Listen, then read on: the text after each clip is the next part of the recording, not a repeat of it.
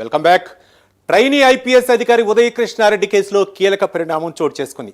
సహచర మహిళా trainee IPS అధికారిని లైంగికంగా వేధించారన్న ఆరోపణలపై నమోదైన కేసులో ఆయనకు 2 రోజుల పోలీస్ కస్టడీకి రంగారెడ్డి జిల్లా Upparpally court అనుమతిచ్చింది.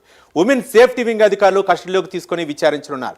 Private chats leak చేస్తానంటూ బెదిరింపులు, అలాగే స్టాకింగ్ ఆయుధాలతో భయపెట్టడం వంటి ఆరోపణలపై పోలీసులు లోతుగా దర్యాప్తు చేపట్టారు. ఈ విచారణలో మరిన్ని కీలక వివరాలు వెలుగులోకి వచ్చే అవకాశం ఉన్నట్లు తెలుస్తుంది. ఇదే అంశానికి సంబంధించి మరింత సమాచారం మా కరెస్పాండెంట్ హరికృష్ణ అందిస్తారు. హరికృష్ణ.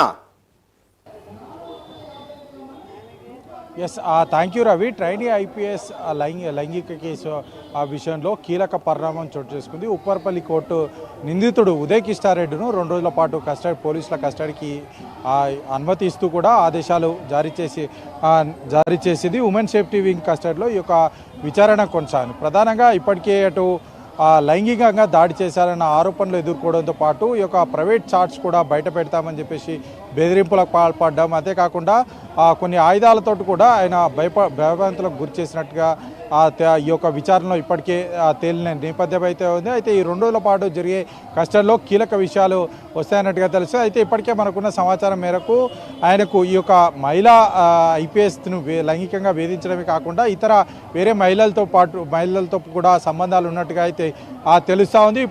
ఇప్పటికే పోలీసులు రీకన్స్ట్రక్షన్లో భాగంగా ఒక ఐఫోను, అదేవిధంగా ల్యాప్టాప్ కూడా స్వాధీనం చేసుకున్నట్టుగా అయితే తెలుస్తుంది. అంతేకాకుండా ఇంకొక ఐఫోను ఉదయ్ కృష్ణారెడ్డి వద్ద ఉందని కూడా తెలుస్తుంది. అది ఇప్పటివరకు కూడా పోలీసులకు ఇవ్వనట్లుగా అయితే సమాచారం అయితే అందుతుంది. అయితే ఈ యొక్క ఐఫోన్లో ఇంకొంతమంది మహిళలతో సంబంధాలు ఉన్నట్లుగా ఆ యొక్క చాటింగ్కి సంబంధించి చాట్ కానీ, అదేవిధంగా ఆ వీడియోలకు సంబంధించి కానీ, ఫోటోలకు సంబంధించి కానీ కీలక ఆధారాలు, అంటే వేరే మహిళలతోటి సంబంధాలు ఉన్నట్టుగా కీలక ఆధారాలు ఉన్నట్టుగా అయితే పోలీసుల ద్వారా మనకైతే సమాచారం అయితే అంతా ఉంది. 2 రోజుల పాటు ఈ యొక్క కస్టడీ కొనసాగుతున్న నేపథ్యంలో మరొక కీలక అంశాలు బయటకు వచ్చే అవకాశం అయితే ఉంది. రవి.